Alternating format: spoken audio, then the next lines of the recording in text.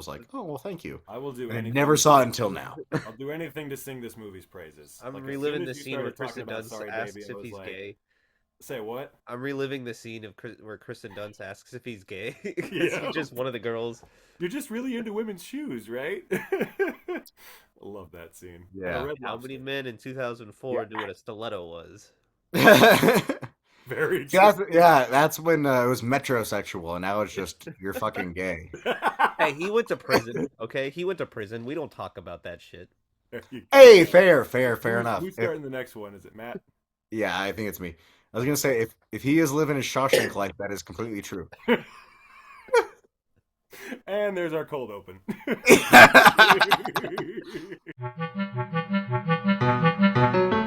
I'm gonna take a 3-piece with the boss sauce Picture this. and some macaroni and cheese. You just ruined the fucking punchline. Sorry. Are you drinking paint today, Sam? I'm drinking paint today. That's the point. That's the point, and that's what makes me so fucking mad about this goddamn movie. It's the point. How do you hate this movie? I don't think about him in this movie. He doesn't exist, that fuck. That fucking fuck. I am still here for it. Your co-host, Mr. Workman, will not be joining us this week, for I have destroyed him for all time. That's terrible. Can we call it the Foreskin 20 episode? I'm fucking done. 3 for 3. Now that's really cool. Welcome, one and all, to the latest edition of 343. I am your host, once again this week, Mr. Jackson Workman, and I'm joined by my two wonderful co-hosts, Mr. Matthew Patterson and Mr. Samuel Holler. And, ladies and gentlemen, this is serious business this week because, as I hosted the Oscar special several weeks ago, this week we are hosting the Fuck the Oscar special. And I think just like we played a certain Oscar theme song last week, this week I have a special theme to play as well.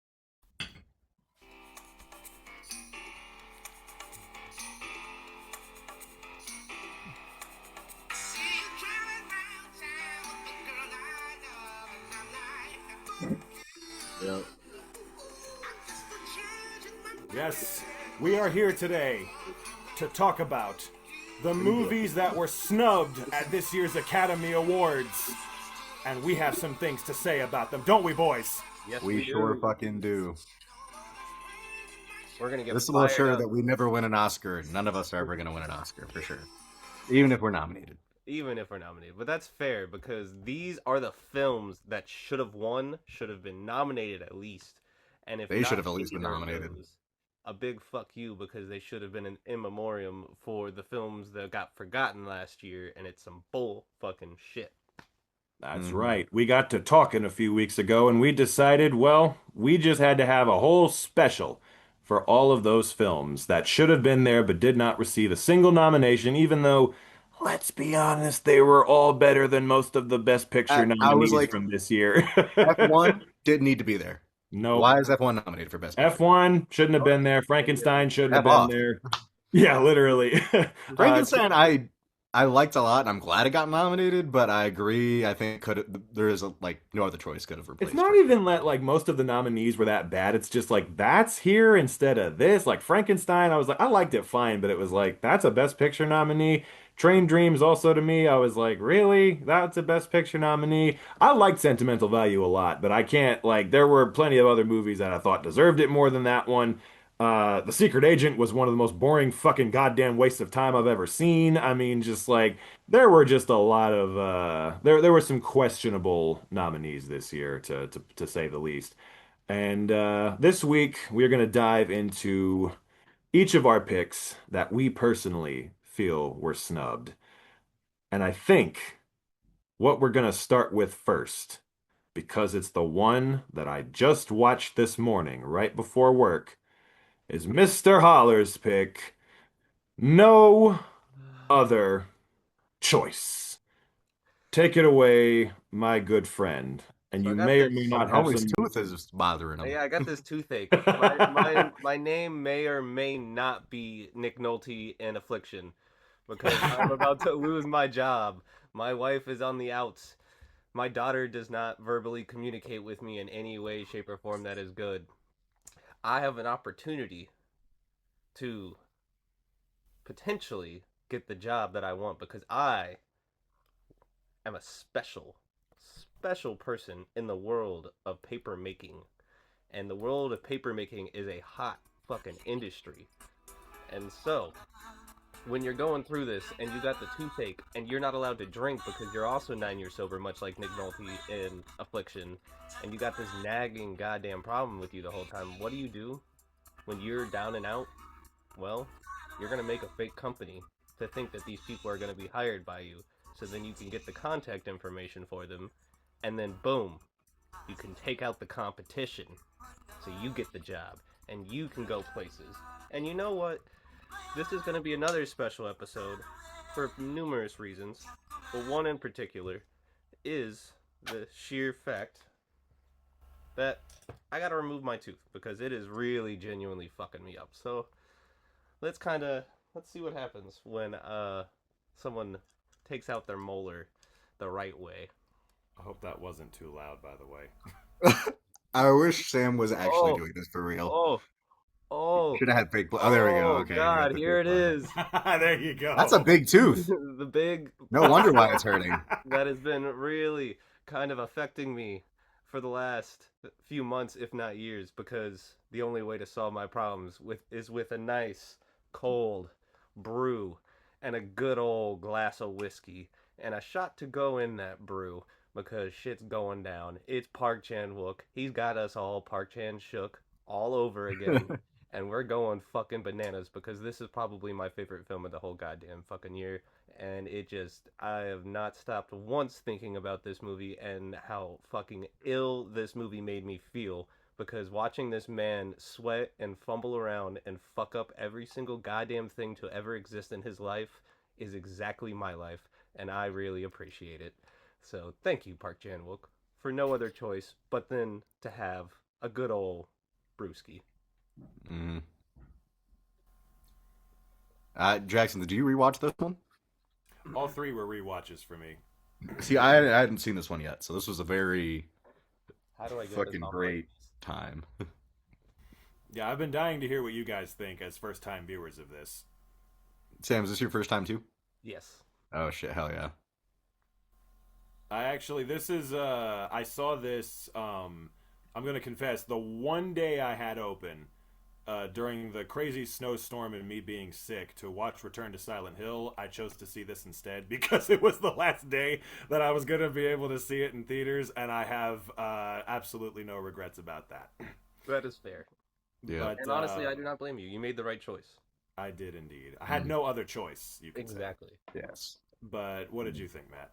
Oh man, it's so fucking good. Like, I kind of expected it to be that, like as good as it is, but then he does shit and you're just like, I honestly haven't seen a shot like that in a hot minute, or like when he fucking binds the dude up in the greenhouse. Oh, Like he's that like a shot of a tiny dude little binded egg. up. I was like, I literally Tiny little never egg. thought I would. I don't know. I was like, how the Pork fuck pie. is he still doing it? Shit made me laugh like insane. Like the fucking gun with the 8,000 like hand mitts underneath. I thought that was genius. I mean, dude's a genius. Like this is one of those. Definitely should have been nominated. Probably should have won at least best foreign. Because holy fucking shit, I did not look up the plot. So I did not know what the fuck I was getting into. I just knew it was gonna be a good movie. So when he started killing them all, I was like, like I legit thought he was gonna do it, with the boss. But then, and I was like, oh, and then he's gonna like go on the run or something like that. Nope, much more complicated movie. Beautiful as hell. There's one shot that I like. We talk about shots that we'd frame.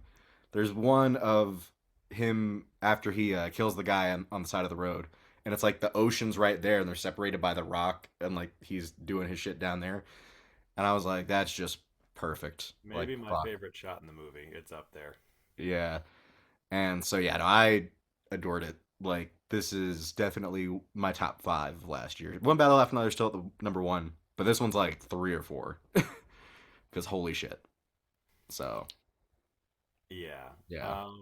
Man, I cannot say a fucking enough about this. I remember going to see it in the theater for the first time. And again, I like you, I did not watch a trailer. I did not look up anything about it. All I knew was there's a new Park Chan-wook movie and I'm going to see it. I didn't need to know anything else. So I went in completely blind. And yeah, when he is like in the forest, like following the dude and his wife with the gun, I was like, is he fucking gonna? Is he trying to kill everyone else who applied for the job? Like, so many other people probably knew that that's what it was going in, and I was like, oh my god, okay, this took a turn. Like, I love it. I love what we're doing here. I love everything about it. It's such a creative and hilarious plot. And again, we've had this season some very, very good satires on, and this is, I mean, one of the best satires maybe I've ever seen. I mean, I would say, like, just spot fucking on, razor sharp. And so it's funny because the first time I watched it, I was more just watching it kind of like with my mouth open, just like, what the fuck? This time I was laughing so much more this time than I was the first time. I was like, I don't remember it being this goddamn funny. Like, I remembered it being funny, but I'm like, it's killing me this time. It's so goddamn good. Park Chan-wook is a fucking genius. I mean, this is such a great movie. Everything about it, from the way it's written, the way it's directed. Lee Byung-hun gives an incredible performance in this. My Storm Shadow giving an amazing performance in this. My John Smith. Say what? My John Smith. Yes, exactly. I have no idea what you're talking about, but He dresses up as John Smith and she's Pocahontas. oh yes, I watched yes, Pocahontas yes, right yes. after I watched this too, just because of it. That's amazing. Wild double feature. It was very it was wild. a great one. But and the lady, I want to look up her name. The lady who plays his wife is also fantastic. Ye-jin. Okay, yeah, she is amazing. Such their relationship honestly is great. The whole family dynamic is great. Everything about it is great. Man, and it's funny because the whole part where he's trying to kill the first dude, right? That first dude is so goddamn pathetic. And then he never even kills him, right? So you're not really with him necessarily, but you haven't turned on him yet. When he killed the second dude, the shoe salesman guy, he just lost me. I was just like, oh, you suck. Like, you kind of are a monster. Well, that's when I went, oh shit, this movie is gonna be like, he's legit gonna go through it, and he's not gonna like, because I wasn't sure if it was gonna pivot, because again, I didn't know, so I was like, this could pivot at any moment and become like Right. a different thing, Right. and it just followed through with it to the point where you're just like, I brought it up earlier, but that greenhouse scene when his son is seeing him like off the fucking roof, and the shots are just so fucking gorgeous. Yeah. And you're just like, like Mm-hmm. literally, and it's like, oh yeah, this is the guy who made Old Boy. So Yeah. Uh-huh. it's you're like, yeah. What really and, sent me over the edge was the dude being buried except for his head, and then him taping his mouth, and then him just vomiting through all the like stuff, and then him perfectly placing his body back in the chair in his house, and just witnessing the lengths that he went to just get away with this, and also his sense of knowing what was right and wrong just turning off almost immediately, and having glimpses of it coming back. But like, it's so false because it's now what he thinks is supposed to be good. Well, and right. much like Nick Nolte in Affliction, in that movie, when he pulls the tooth out, that's like the last bit of his sanity that he's pulling out of his mouth. And here, right after he pulls the tooth out, is when he goes and buries him in the yard. And it's like, yeah, from that point on, I don't think he's got much of a conscience left. I mean, the ending too is very like powerful because like literally just like alone in the fucking AI factory, just going nuts. I swear to God, just the most absolutely perfect ending to the movie, just to show like, yeah, this is what you had to go through just to get this job and have a livelihood. And in like a few years, you probably won't even. AI is just replacing everything. Like, it's just the most grim, satirical, just like darkly comic ending. It's so goddamn perfect. It's just Also, this is both Oscar picks, or not like 2 Oscar, the picks, like the one for the Oscars, and then this one has the Netflix in it. Oh Mm-hmm. yeah, Don't they? Yeah, they. Yeah. Yep. they repeatedly So, mentioned that. Very true. so I was like, hey, that's a good connection. But yeah, Yeah. The whole scene where And they're fumbling for the gun, just I was like, that my whole head hurts goddamn from how sequence. fucking wild. There was, I this swear is. to God, the entirety of half of the Best Picture nominees from this year, the entirety of like half of those movies do not have as much as that one goddamn sequence. I swear. amen. It was Like, because so fucking when I was great. watching it, I just like at first I was like nervous and anxious, and then I just kind of gave up because I was like, no, that's like I want to just enjoy this shit because who cares what happens at this point? Right. Like not because I just know I'm in good hands. Like if that makes sense, like I know I'm in good hands. Like I know it's gonna be good shit, For so I me, it just was like stopped. I started laughing a lot yeah. and It shit. started, Just and then enjoying the it. music turned into the diegetic sound of being the music he's listening to in the little like room, and then that's when I was just like, Jesus fucking Christ, Bro is the king of transitions. completely. In this So movie, fucking transitions are like so fucking good. There was a transition where I can't remember what the scene was before, but it's like it cuts to like the windshield wipers on his car like wipe the Yes. scene away, and I Yeah, was that- just like, that God, caught that was a me off god tier guard. edit. And I've, other than Yes. like Eddington, I've really not seen a use of a phone so well as this.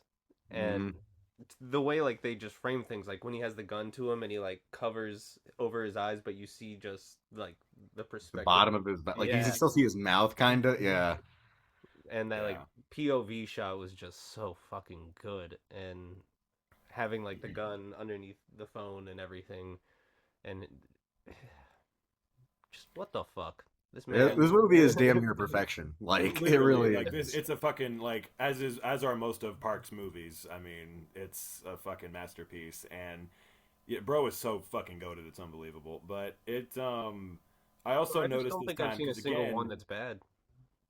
the only one I've seen that was a little was Thirst, and even then, that was a movie where I was like, okay, I don't know if he had to like, you could tell there was a lot of stuff he probably had to cut out of the movie because the problem with that movie is it's incredibly well made, but it's like the plot doesn't, it's very disjointed and doesn't make a lot of sense at parts, and I'm like, I'm guessing someone forced him to cut this down. It was longer and made more sense originally. Because everything you see is incredibly well done, and you can tell there's a good story in there, but it's like, yeah, something got lost along the way. Everything else, though, Old Boy, The Handmaiden, everything else, just fucking masterpieces, you know? And one thing I noticed this time, because again, when I went in the first time, I had no idea what the plot was going to be. So this time I picked up on it, was when he's practicing, he's rehearsing his little speech to his coworkers at the beginning in the factory. He says like, these coworkers, you know, they're my you expect me to point a gun at my comrades, my colleagues, and to shoot them? No, I would never do such a thing. We should only work together. And I'm like, God damn, the foreshadowing there, like that I didn't catch the first time is just fucking crazy. I love the writing on his hand too. Yeah, yeah. And then he didn't need it in the end. Yep. And how that came And just back. the shots, like when he's in that first interview, the shot of like the that one light. guy's face being blocked out by the sun, I'm just like, And then God he would just damn. like move over, Well, that- and the dude's head would move, so the sun would like kind of get out of his. Well, it's funny because in the end, when he does the interview again, it's like completely nice and like not at all intimidating or Right. what whatsoever, which I thought was like cool. I was like, they brought that shit, tied it up in a bow. The scene where the wife takes off her bra and goes out to that dude, and her nipples are just going fucking wild. I was dying laughing the whole fucking part, and then he came up and was like, "Yeah, you're cheating on your wife. How do you think your wife's gonna feel when I fucking do this, this, and this?" And I was like, "God, this man is fucking handling his business." Mhm. And it just every single character just fully was like, I couldn't imagine them not being the real life person of who they are in real life. They just fit in so well. The old lady catching him and just being like, "What are you doing up here?" Like, there is just so Oh, much. the fucking to bring back the scene in the forest when he's following them when he fucking gets bit by the snake and then she like sucks the goddamn venom out of his. And then he looks it up on his phone. It says, the rules: keep your foot elevated, and whatever you do, don't suck out the venom. It was the exact opposite. He's like, whatever. If it was poisonous, I'd be dead by now. It doesn't matter. You know, but that whole scene was just wild. Yeah, I mean that whole section with that dude and his wife was absolutely fucking batshit, and just again, it's like the whole movie. Try to Obviously, help him too. it's a brutal satire of like capitalism and all that stuff, and just how competitive that can be. But it's also like I think it's funny the way it. The other message is like she says it. She's like, losing your job isn't the problem. The problem is how you deal with it. Like these guys just they have to work in paper. They can't do anything else because she's like, open up a cafe, and he's just like, no, I don't want to open up. And he says later, he's like, a cafe was a great idea. She had the right idea. Like, what's the matter with you? You won't even listen to your wife's sensible suggestions. Then it's ironic because neither will he. But it yeah, it's just. I felt bad. amazing. He was trying to help that dude. He didn't want him to catch her cheating on him, and finding that small little like pocket of like ground where the cellular signal is perfect in that one spot. That part just killed me. Yeah. It's like I this was movie so is, mad though. huh? Sorry, I was so mad every time he was behind that tree and someone would walk up. He was so noticeable and I just wanted to scream at him. This movie is one of those movies that's like it's very big, but like it's all the small moments that make it up. But at the same time, there are fucking big moments too, which is rare for a movie to be like both. Usually, it's like kind of one or the other. Like it's constant big moments or like a bunch of little small moments that add up to make the whole. Usually, I would say. I don't know. Maybe I'm just being No, I mean, there's like out of at pocket least here, 10 but to like 15 moments where he's there's like almost gonna small shit drink, and then there's the big and shit. it just And will it's he, just- won't he, will he, won't he, and then you get to that big scene at the end where he's been not doing it and then he has to, and it just, that catalyst, like everything builds and builds and kind of culminates Well, into that's these again, moments. that's what I like is like there's so many small moments just showing like his interactions with his family and the struggles that they're going through, but so many of those moments like they build up to like okay, then this big moment happened. It's the culmination of all these small moments, and just like you have small moments like him talking to his kids, and then like big moments like the lady chasing him through the woods with the gun, which last time I saw it, I was like in suspense, and then this time I saw it, I was laughing my ass off at her just like screaming at him as she's chasing him with the gun. It was just so goddamn funny. But and just the three of them fighting for that fucking gun was so fucking hilarious.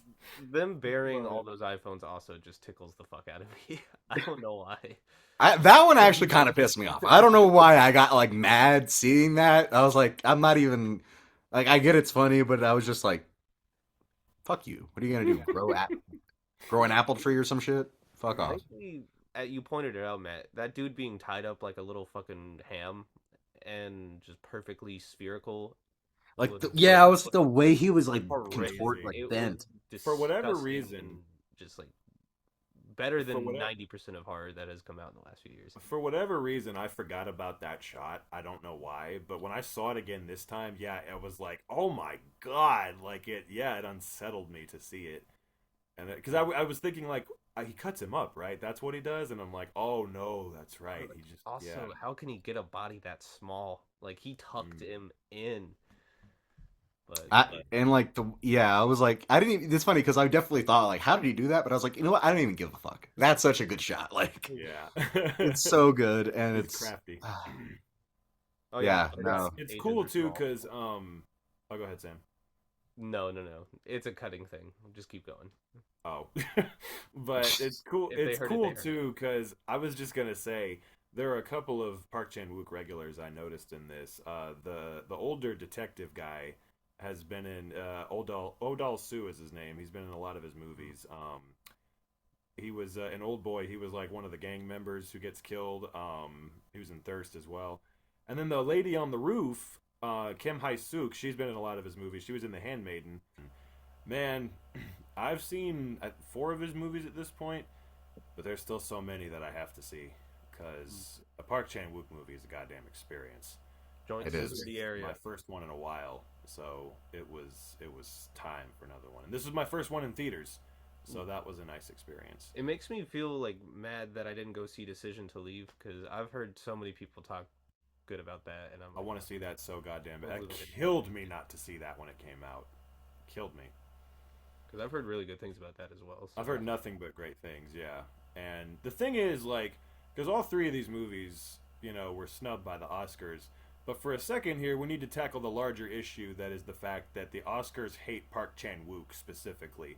Because he has never, ever, ever, ever been nominated for an Oscar. None of his movies ever have. And I don't know what the fuck he did to them. I guess he fucked all their moms or something. I don't know. I mean, it's just absurd. Yeah. Damn it, why am I I don't not know. wearing my old boy shirt right now? Fuck me. I've worn it on so many episodes, but not this one. But yes, what a goddamn what a movie. I mean, you have no other choice but to love it. I mean, truly. It only gets better from the first fucking frame. Like, I mean, literally, like, and I recommend to people, like, I mean, obviously you're not going to do this if you made it this far into the video, but if you could somehow go into it blind, that would be the best way to watch it. Because We're gonna put on our Men in Black glasses and neuralize you. yeah, there you go. But yeah, it's because that is truly, I think, the way to watch this movie. I am very glad I went in totally blind. Because, man, like, every scene I did not know what the fuck was going to happen next. And just, like, that is the way to watch this for the first time. But even watching it this morning, knowing everything that was going to happen, it was still just as wonderful. And Park Chan-wook is a god. The Oscars can go fuck themselves. And, you know, Street's big got your fuck back, you for Park. this one. Say what? Big fuck you for this one. Yeah, absolutely. We love you, Park. You're goated. But now that we have discussed no other choice. it's a little heart, Matt. Oh. My husband does it to his wife when he's sitting in the garden and he doesn't think she's paying attention, and he does it to her. I didn't even realize. Oh, that's a I good thought he one. was being fucking. I don't know. Good Yeah. deep cut there. But yes, Is that another cutting joke? another one. Where was the first? Sam made one earlier. That's the cut I want. Oh, I gotcha. There you go. But now we must move on to a little movie that I like to call, well, first off, before we talk about this one, I just want to say, sorry, baby. Because this is going to be our next film, the debut film of Eva Victor, Matt's pick. Sorry, baby. Take it Yes. away, my good sir. So, as we say on the podcast, picture this. Your name is Agnes, and you live alone in I think it's it's Maryland. Real Maine. quick, Maine. Fuck. of the movies from last year with a main character named Agnes, this was the much better one. Fuck you, Hamnet. Continue. Maybe that's why this one didn't get nominated. Is like there's too much confusion, too many Agneses. They voted for the wrong Agnes. That's the That's issue. right. They did. But yes, you were Jesse a Fuckley. huh? Jesse Fuckley. See, I like Jessie Buckley. Okay, I don't blame her for any of it. But Maggie Gyllenhaal. I like her too. I like her. I like Maggie Gyllenhaal. Hey, The Lost Daughter is a fucking hour and 46 minutes I wish I could have gotten back in my life. Have you seen The Bride yet? I have not yet. I'm excited to, though. It's fucking wild. Dude. If you didn't It's like the punk one rock. if you didn't like The Lost Daughter, I doubt you're gonna like The Bride. But we'll see. It's punk as hell. The Hell Bride. Well, So I like that. I fuck with it. Anyway, sorry. It's basically Bonnie and Clyde and Frankenstein. Wrong movie. Because in this movie, it's very sad and very serious, goddammit. And it's really good. So yeah, you're Agnes. You're a professor part-time at the moment. Adjunct. Yep, adjunct, as they say. And you have something really bad happen to you. Like, really bad. And you're dealing with it. And you got your friend, Liddy, to come over, who is played by the wonderful Naomi Aki, who fucking, or we'll get into it, but everyone kills him in this movie. And you're helping her through this time by supporting her and just being there for her. And throughout the movie, you're dealing with it. You're figuring things out. You're going through life after this tragedy happened, and you're freaking the fuck out. And you don't know what to do. And you pick up a cat. You fuck your neighbor, played by Lucas Hedges. My man. Severe Round-uppers. jump scare. Severe jump scare. And you get out of jury duty because of it. So hey, it's not all bad. That was a joke. And you never have to see Paul Schneider looking fuck again. So also there's that. And then you get to Supposed to run be into the John character. Carroll Lynch, who Another jump if scare. there's anybody I want to see when I'm having a panic attack, it's John Carroll Lynch. Amen. He such a fucking great casting in that because even though he was in it for like 1 or 2 scenes, bro like steals a show. Not like literally, but like he is one of my favorite side characters, as there are quite a bunch of side characters.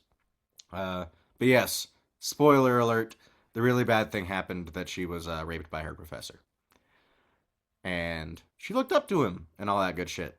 And it's a very complicated story, especially when you find out, you know, that your rival, kind of rival, I guess she is, but not really. She hates your guts. That And you- bitch can go Gotcha. fucking die in a goddamn hole. Crazy I'm just gonna ass. say that right now. Hey, crazy ass. Tasha fucked him too. I know. And anyways, that's kind of my roundabout way of explaining Sorry Baby. Really, it's a movie about overcoming trauma, but not really. You just kind of deal with it, and you learn to deal with it. That's really what the movie is about, just learning to fucking deal with shit. And honestly, when I first saw this, I've seen this my 3rd time now. I watched it once, I guess, halfway through, and then I stopped. And then I rewatched it all for this. But I never expected the title of the movie to be so literal. Yeah. And that threw me off. I was like, oh shit. So, yeah. I fucking love this movie. I adore it. It's so... It doesn't try to get in the way of itself whatsoever. Like, everything's working in perfect fluid motion.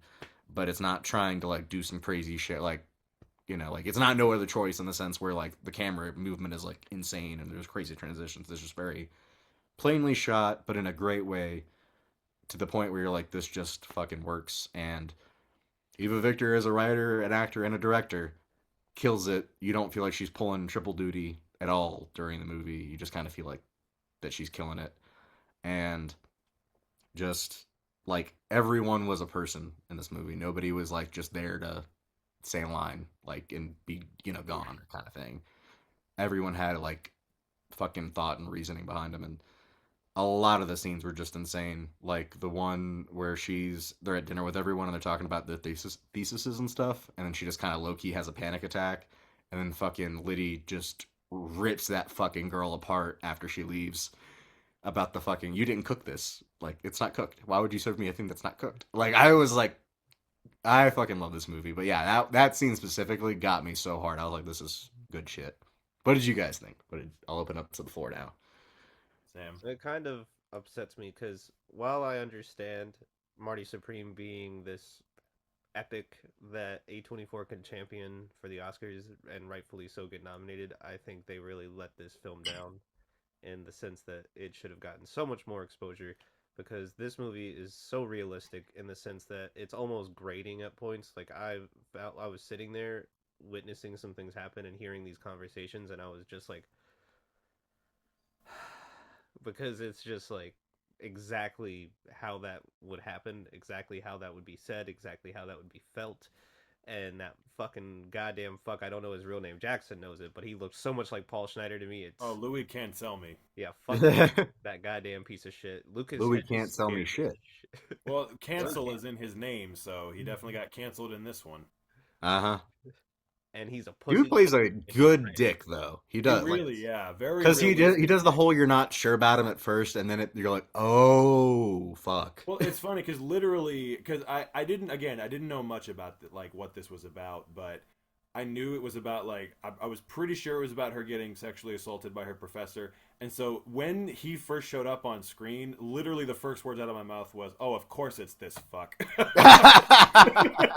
Because he plays like a smarmy piece of shit in everything he's in. That is true. Like, of course it's this fucking guy. I've seen his face before. I didn't know his name, but I was like, I've seen this guy. And he's, Matt, yeah. you shouted out Naomi Ackie. She is so goddamn fucking good in Blink Twice and Thursday Murder Club and all sorts of I haven't seen stuff either that of have those. recently come out. She's a really goddamn good fucking actress, and she's she was killing it Yes. last year. Between this and Thursday Murder Club, she was a standout in both movies. She's going. She was great in places. Mickey 17 too, even though that movie. Oh my kinda- god, she was in that too. But yeah, Wow, she had a big year last year. Yeah, I mean, like the chemistry between them. I mean, between every actor, but honestly, but like them specifically was like perfect, spot on. Like I believed everything about this They were movie. best There's, like you friends. said, Sam, it's very realistic to the point where it's grating. There's nothing I didn't believe about this movie. That's what I love about it. It's like so real, but like it doesn't seem like it's like being like in your face about it to a degree. It just kind of is the way it is, and that's why I like this movie. It just is. yeah. Jackson, what did you think? Calm in the storm, but the storm is happening, so you're fucking like tense a little. Yeah. Yeah. Well, it's okay. It was funny. This one I saw. I wanted to see it in theaters so bad when it came out, but I've said it before. I got a beef with A24. They are not giving a lot of their movies wide releases, and it's pissing me off. If I Had Legs, I'd Kick You was another one that I desperately wanted to see in theaters, but it didn't get released anywhere near me. And like you said, Sam, what they do basically, the few one or two movies they think are going to get major awards pushes, they promote the shit out of, and then they fucking completely ignore everything else, and it drives me crazy. Because they always have fantastic movies every year that should be getting more attention, but it's like, nope, this is the one we're going to promote. This year it was Marty Supreme, and then everything else just fell by the wayside. So, that's frustrating. So I saw this, around the same time I saw No Other Choice. It was part of my year-end catch-up in January. And, man, okay, so I really liked this movie the first time I saw it.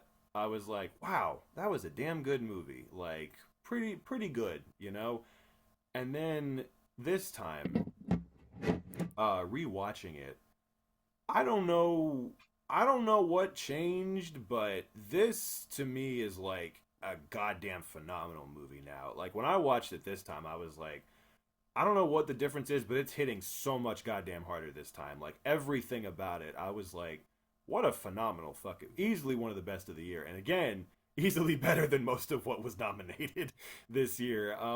I think Eva Victor 100% should have gotten a Best Actress nomination, if nothing else. And I think, Best Screenplay, Best Picture. I was thinking best screenplay, best picture. Yeah, like, damn, like truly, this for is. Yeah. And when I heard her motivation behind it too, and because like there is a good A24 podcast interview with fucking Celine Song and her, and I listened to that shit. Now that made me want to see the movie the way she was like talking about shit, and she was like, honestly, when I was writing and I was directing it, I just felt like I had to act in it, but not like a sense of like, oh, because I like egotistical. Right. It was like a certain just like I feel like I'm the only one who should put myself. Well, Matt, I hadn't even thought about it till you said it a minute ago. You really do not feel like she's doing all three at once. Like there was, I think, one point in the movie where I stopped to think about like, oh my god, I'm like, she's writing, directing, and acting in this all at once. I'm like, she's directing herself in all these scenes. Like that's nuts to think about because it's so seamless. It's so just like we've talked before. When you're a good actor, as well as like you end up being a good writer and director, it makes sense. When you are a writer or director who's a shitty actor and you put yourself in your movie, it becomes very evident. Yeah, very evident. So, but huh? What? Bradley Cooper. Hey, I will say this. He finally made something I really liked. I saw that's on Disney now, so I'm gonna. That's funny. Somebody else said that too. They're like, Bradley Cooper made the best movie of his career, and nobody cares. Like genuinely, genuinely, that movie is in my top 5 of the fucking year. It was so I hated A Star Is Born. I didn't even watch. I'm so glad Will Arnett is relevant again because then he finally, goddamn, made like a phenomenal movie, and nobody fucking saw it. It got no Oscar attention whatsoever. And I was like, damn, this is tragic. But I just have to say, like, this movie, watching it this time, I think a big thing that changed it for me this time is watching it knowing the context. Because the first time I saw it, it's out of order, so I don't know what's going on yet at first. But watching it back this time with full context, I think helped. And then just like, god damn, anyone who has been through like a serious trauma period in your life, I think can relate to this. And just like, it's a very, very realistic depiction of like deep-seated PTSD and how it affects you over the course of like years, and how you learn to live with it. And what I love is like the portrayal of Agnes as a character is like it's not just her being upset or her being, it's like there are so many scenes where she's clearly going through a lot of pain, but she's reacting to things in kind of like an aloof, like goofy sort of way. That's Like where that I scene love the jury where scene she and the lady recognizing what had actually happened to her and knowing that she should not be there was just spoke a lot of volumes. And I really like that actress that played the lady that was kind of choosing people. She did such a good job with that. She Well, did. The subtlety again, of Matt, to knowing. your earlier point, every goddamn actor, even if they're a small part like that, everyone feels like a real person. Like that lawyer lady felt like a real person, and that's what helps with so many scenes in the movie. And I just love the scene where she goes to buy cat food at the grocery store. And again, like depressed, traumatized, going through all this shit, but she's still taking a moment to like kind of be goofy, hiding the cat in her coat at the store and everything. And again, it's so much more realistic of a depiction of trauma than most movies usually show. It's not always just you're crying and you're miserable. It's like, yes, you feel it on the inside, but on the outside you don't necessarily act that way all the time. And it's just like it's one. And goddamn, so much of the writing, so much of just like what she goes through and her interactions with the other characters. My only gripe, my one and only gripe with this movie is John Carroll Lynch did not get enough screen time. Like that is my only complaint. That scene is probably my favorite scene in the movie where they're just sitting and she's eating the sandwich. 100%. So fucking good.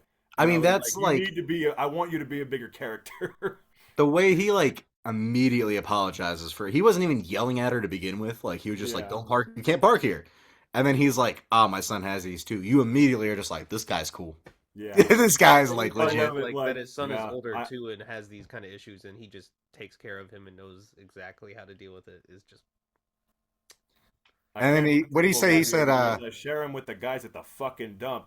I ain't sharing with the guys at the fucking dump. yeah, he's like, that's unfair. What is it you say? Is I'm not an asshole. I'm just honest. Yeah, I think that was like his line or like something like that. And I was like, I just fucking love this. it's so and good. just like she's like, I can't. I'm sure all three of us could relate to this scene where she's like, I can't really picture myself ever getting old. Yeah, you think I pictured myself like this? It'll happen to you one day, and you won't even know what hit you. It's like you try. I love not her to- like reaction to that too, because she doesn't get upset or angry. She's just kind of like, "Oh, bet," like I don't know. Because That's again, that's what people our age do. We don't really think about it because we can't yet. But there is gonna come a day, whether we want to think about it or not, where we're gonna be his age. unless you kill yourself Well, of course. with like a knife or a pencil. Well, Matt, When she said pencil, I was like, "Bro," I just went, "Bro." She's a That's fan of the fucking Joker. what? Huh? She's a fan of the Joker. Prime way he kills. Well, yeah, actually, that's kind of what I imagined. Not like slamming your head on it, but like just stabbing yourself in the fucking eye or something. But even then, you just go blind. You probably wouldn't kill yourself. And also, Lucas Hedges being in this, I missed him. He's been gone for a little while. Gone. And it's He fits so well, and it's like I remember him mainly as like a kid actor, kind of to me.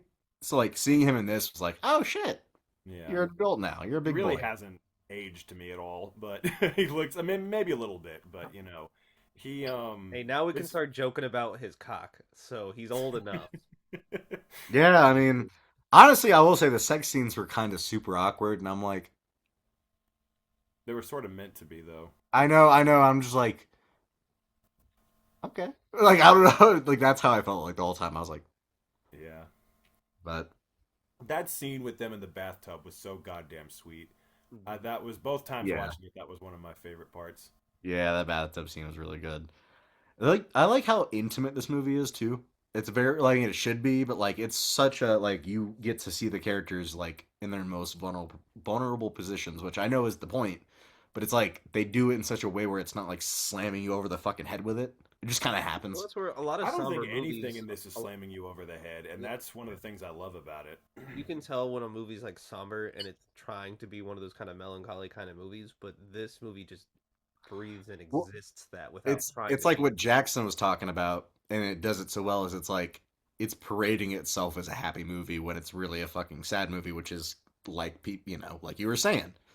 So Much I'm like, and I think that respected works so person. well because it is what it show. I don't know. It's like all three of those things at once, like you were It's saying. just So like you said, it's just being what it is. It's not Mhm. trying to be anything else. It's just being. Which is It's just hard. It's hard to do it's that. so hard. And And that's why it's yeah, so impressive that this is her first movie. Like for her to nail that perfect tone as a first-time director is incredibly impressive. So, I'm just thinking about the guilt that her character probably felt when she got the job out of almost, in a sense, pity or like they feel bad that this happened to her is the way I kind of read them giving her the job, and that's. well, what I have to say, I didn't see it that way necessarily because they show I mean, she earlier in the was the movie qualified candidate and was she's very, like very smart the and deserving of the person. job. But I But think other people also, saw it that way and also kind of like made her feel like that's well, why. I have to say this. Natasha is a goddamn, as you said about Dakota Johnson and Materialist, Natasha is a goddamn cunt, and I fucking want her to fucking die in a fucking fire. This, I hated her the first time. The first time I watched the movie, this time, every goddamn second she was on screen, I was just like, shut the fuck up, get the fuck out of the fucking room. Like, I yeah. was so mad at her. For me, I was actually expecting like them to do a redemption arc in that last scene with her in the office, like where they talk about her getting the job. I was waiting for her like show pity or something. But then they do the fucking most genius thing is when she's like, "Everyone likes you," and then she goes, "You don't like me," and then she gets this fucking smile. Like Yeah. she doesn't say it out loud, but like she's like, "Oh yeah, I don't. I guess Well, she nobody." does say it out loud. Yeah, well, I mean, she's I don't know. It's just like that smile that creeps across her face. It was like, "Oh no, you're just a bitch." Yeah. Like that's how I felt. I was like, there's no redeeming you right now. We're just And, about to bury and your ass."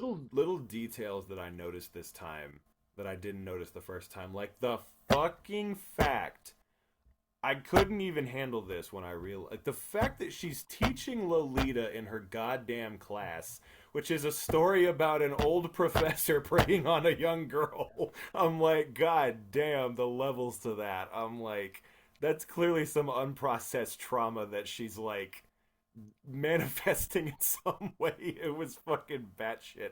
I And then, love the scene too when the kid is like, "I am disgusted by this," and she's like, "Well, yeah. art doesn't always have to." Like that was kind of like the one meta commentary it had on itself. In my opinion, was when she's like, "Well, art doesn't have to do that. Sometimes it's gonna put you in places that are Mhm. uncomfortable and shit." And I'm like, She turned it around really well. valid She's a point. good teacher at the I end of the day. So Yeah. And she's like, "Hey, I'm glad you at least are able to appreciate the writing of it, even yeah, if you don't like the characters." So, yeah. yeah. And that's where I need to shout out two people. One, Barry Jenkins, thank you for helping her get this made, but also Jane Shelburne for letting her shadow her on I Saw the TV Glow while she filmed to help her learn how to direct while making. didn't know that. Yeah. I'm gonna be Interesting. honest. I haven't seen that much of I Saw the TV Glow, but what I did see, I was like, "The fuck is going on here?" I've Oh, heard it's a it's very, one of those very movies. divisive movie. But I'm not tonality- And I didn't want to be like rude or anything, but I was just Tonality like, wise, I think it fits this movie really well, and I can completely get where she got her dreading kind of peeling back layers of this person's personality kind of sense of storytelling. yeah. But another thing I caught this time again that it broke my heart, and I think this is one of the things again that just helped me connect to the movie so much, and just to her character was just like that scene where she's sitting in the professor's office, and they're about to talk about the thesis before he gets the phone call to leave, and just that interaction between them where she's just like, yeah, I read one of your books, and it really informs me about how I see stuff now, and I quote it from time to time, and I think about little things when I'm just doing random things. I think about it and everything, and I'm just like, God damn, I'm like, that's really how it be, where it's just like you meet this person and they become this thing to you. They live in you in this way where it's like they become kind of like a part of your everyday, and you look up to them and you associate these things with them and stuff. And then they traumatize the goddamn shit out of you, like without warning. And then all that stuff, all that positive shit you had in your head is tangled up in knots now, and it's all traumatic and negative. And I'm just like, fuck, like just little moments like that just made it so much more realistic and kind of heartbreaking. It was You're I kind don't know. of There's so many describing the way goddamn I layers feel to about this Once movie. Upon a Time in America, Jackson. Say what? You're kind of talking about my feelings on Once Upon a Time in America. Everything was nice and kosher, and then it just got all fucked up and real sad. Now, which scene Yeah. are you talking about, Sam? I can't recall. I'm talking there. about the scene where they do the Beatles, but in an orchestration sense. Ah, of It course, crushed the my most soul. traumatizing scene in As that a movie. fan of the Monkees, it crushed my soul. And then Heaven Uh, crushed our souls. but yeah, I guess We're kind of fucked. We've had the Monkees, we've had the Beach Boys. Let's get the Beatles on. I'm picking A Hard Day's Night, bro. Yeah. I'll pick that fucking next week, actually, if it's on something. I don't care. I will stand by that movie. That used to be my top 5 on Letterboxd, and I took it off, but I've never seen it. that movie is a fucking gem. Let's pick the 9-hour-long Get Back documentary. I'd rewatch. I have that on. I have that on Honestly- Blu-ray. I have that on Blu-ray, and it's a bootleg Blu-ray, but it's a good bootleg Blu-ray. No shit. It like legit looks like it should be a legitimate My release. brother but owns it on Blu-ray, but I'm going Is to. it? Yeah. But it's I don't know. Mine was from McKay's, and it's like. Anyways, I will rewatch that. But Sales. But yeah, phenomenal goddamn movie, Matt. I'm glad because this movie was kind of the impetus for us doing this episode. Was Matt really wanted to pick this movie, and I just thought like, let's go ahead and do a full blown fuck the Oscar special. yeah, So yeah, now this one, like, I've not watched a movie 3 times in a long time. Like, I think One Battle After Another is probably the only other movie of last year that I watched 3 fucking times. This and Sorry Baby, because like, damn, like, this just floored me when I first saw it too, because it caught me totally off guard. I have the poster for it from Cinemark, actually, and I'm very happy I do because I'm just like, this movie is just, I don't know. Do you ever feel like you've seen so many movies that you're like, yeah, a movie can't really speak to me anymore, or or at least you're more jaded about it? This movie like spoke to me on a way when I like was not expecting. I kind of was expecting the bad version of this movie, if that makes sense. I was not expecting this, and so when I saw it, it just like fucking hit me, and I was like, yo, I feel like somebody's talking to me right now. That's when I locked in, and I was like, well, that's what this I is love good. is like you see plenty of movies dealing with this subject matter, and you have kind of come to expect the same thing from a lot of them in a sense, but this one takes such a different approach to it. You know, like just the way it presents her, the way it presents her situation, and the way it's like such a dark subject matter, but they do still manage to get a few moments of humor out of it, like with her reporting it and the 2 girls being like, we understand what you're going through. We are women too. Yeah, that she's part like, killed me. what? Yep. We are women too. And one hilarious thing that I didn't even remember from the first time is when they go into the hospital and the doctor comes in, and like he's obviously a dick. We see later he's a dick the way he's talking to them. But one subtle little thing that he did that just made me bust out laughing this time is when he makes Naomi Aki get up out of her chair so he can sit down. I was like, what a subtle little way to let us know that he's a dick. He literally goes like, do you mind? And he makes her get up so he can sit down. I was like, God damn, little moments like that. Like in a Them scene where bouncing they're back and literally forth I don't towards know. him as well, though, was also really funny, and they're just quips on him and like making fun of the situation, even though it's fucked. That's why, like, honestly, I hope in the future Naomi Aki and Ava Victor get to do another movie together, but like it's not like as serious as this one, so they can be like a buddy duo and keep it going type shit. Yeah, Because like I would fucking watch I'd watch hours of footage of them just yakking, like honestly. So Yeah. I loved it. Great chemistry between the 2 of them. And yeah, great chemistry between her and Lucas Hedges too. They had all their scenes together were very, very good. And I hope he starts showing up in more things, cause I missed him. Wasn't he in Lady Bird for like a minute? He was Say in a what? lot of A24 stuff. Wasn't he in like a Lady Bird for like a second? Yeah. Again, back Yeah, he's in during Lady that Bird. time period, yeah, he was in like fucking everything for like. Oh yeah, like, that 20 Julia Roberts movie too, right? Yeah, boy, no, what? Yeah, Julia Roberts was Ben in is Boy back. Rogers. Ben is back. And Ben is Oh, Manchester Ben is by the back. Sea. Yeah, 3 Manchester by the billboards. Sea, Lady Bird, Ben is Back, Boy Erased, Waves, Honey Boy. Bro was everywhere back in the day, man. And Waves. then after like 2019, he like kind of disappeared for a little bit. So I'm happy he's back. Well, I'm glad you guys liked this as much as I did early, in the same vein, because like that, yeah, this movie was just I needed to talk about it because when I watch it, every time I've seen it so far, it's just like, like, Yeah. God damn it. I'm glad because again, I was a little like,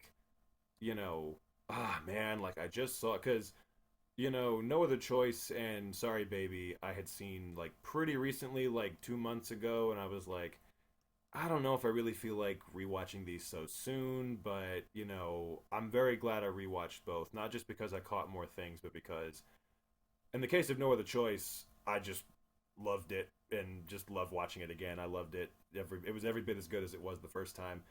And then this one again, just it dramatically moved up for me. Like, so I'm very glad I gave it a rewatch because holy Christ, I mean, yeah, what an outstanding movie. But now, my friends, we've come to the end. We are nearly at the end of our Fuck the Oscars special, Fuck Your Consideration special. And there's only one thing left to do, boys. Because Jerk I'm off. not just any or Sorry. no, that's Matt, that's after the podcast. That's what you get if you subscribe to the Patreon. Oh yeah, that's for the Patreon. All you out there can see us jerking off. R.I.P. the OnlyFans creator. But God. yes. But yes, boys. Get into it later. I'm not just any man. I am a Roofman. Because that is the film that I've chosen. The last film of our Fuck Your Consideration special. Jackson, when you picked this, I thought you picked Roofie Man, the documentary about Bill Cosby. And easy. I was really disappointed. No, Matt, that will be for our second documentary special if ever we do one. But yes, ladies and gentlemen, if you can, what I want you to do is, of course, picture this. The year is 1999 or so. It's around that time. And you are a man named Jeffrey Manchester. And you are from a little place that the three of us are all familiar with, Charlotte, North Carolina. North Kakalaki. That's right, North Kakalaki, baby. Charlotte representation. Charlotte also Amen. just showed up in an anime, apparently. We're on the map, boys. That's Bro, right. I've had so much shit. I've had 3 fucking stories from Charlotte in like 6 months of working there. That's like, there was one dead ass like that was about Charlotte specifically, and I was like, why me? We're international now, though, boys. Japan is repping us now, so we're What immortal. anime?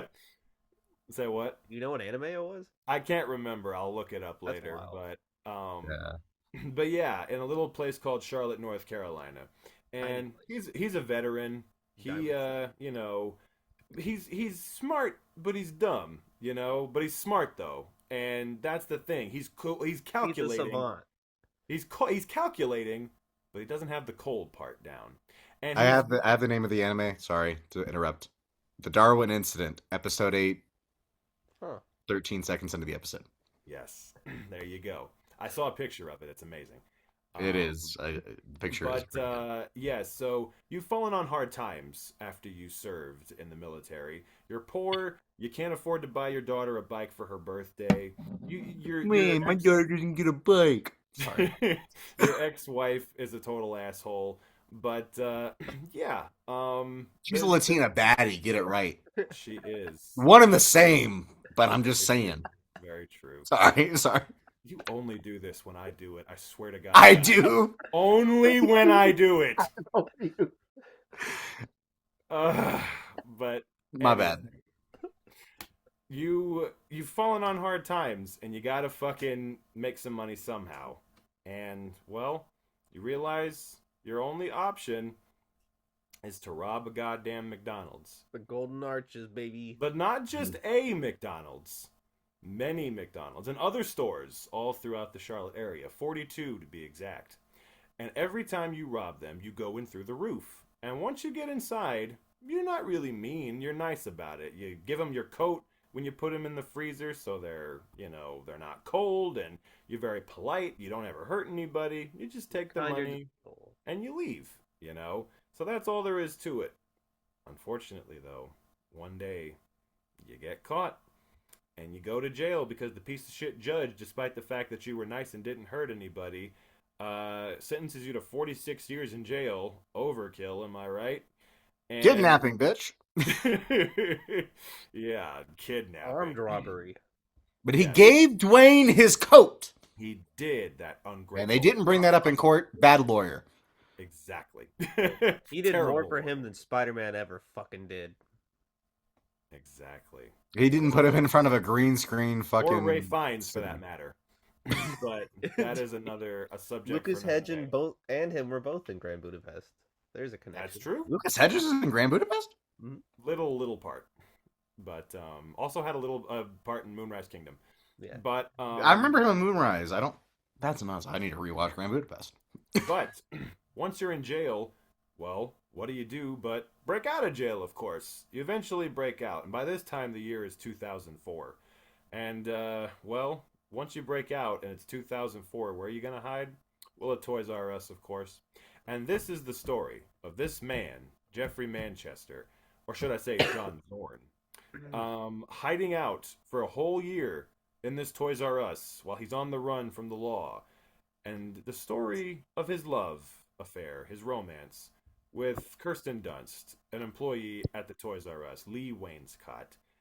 And the wonderful relationship that, unfortunately, not to spoil it right up top, doesn't end very well. But also, it's a true story. So there's that as well. But somebody told me they heard about this when it happened, and I was like, bro, you're in high school, fuck off.